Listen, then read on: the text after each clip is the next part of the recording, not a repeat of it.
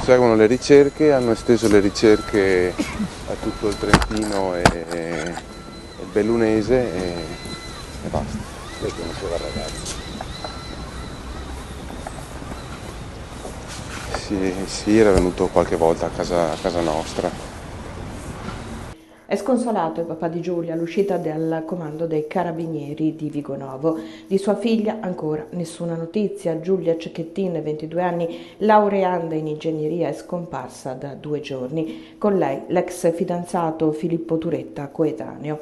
Sabato sera sono stati visti cenare alla nave di Vero, centro commerciale di Mestre, e poi nulla. Un testimone racconta di aver sentito delle urla da una Punto Nera sabato parcheggiata davanti all'abitazione della giovane a Vigonovo e di aver chiamato subito i carabinieri, nel mentre la vettura è partita a tutta velocità e si sono perse le tracce. Di ieri la denuncia di scomparsa dei genitori di tutti e 2 i ragazzi. I carabinieri hanno avviato ricerche ovunque. A sostenere la famiglia della ragazza anche l'associazione Penelope. Stiamo facendo un po' il punto. Questa mattina ci siamo recati proprio poche ore fa alla stazione dei Carabinieri, ci hanno un po' raccontato le varie attività investigative che si stanno facendo e quindi cerchiamo di in questo momento dire lo stretto necessario, proprio perché il nostro unico obiettivo è riportare Giulia e i ragazzi a casa. Non sappiamo che cosa è successo, sappiamo però che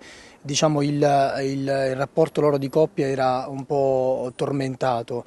Giulia aveva lasciato il ragazzo, si sarebbero incontrati e dopodiché non sappiamo nulla, quindi nessuna pista al momento la escludiamo a priori, quindi per noi teniamo diciamo, sotto la lente di ingrandimento qualunque strada che ci può portare a trovare i ragazzi e portarli a casa. Per noi è una grande speranza, perché una macchina non può evaporare nel nulla, no? Una macchina, soprattutto con i sistemi altamente tecnologici di cui godiamo oggi nel 2023, voglio dire, è importante. Trovare un'auto può significare trovare i ragazzi vivi o magari restringere il cerchio d'azione per quanto riguarda delle attività più mirate per il rintraccio dei ragazzi. Ecco, il fatto che ancora non sia stata trovata la macchina per noi è un segnale che speriamo possa essere positivo. Ecco.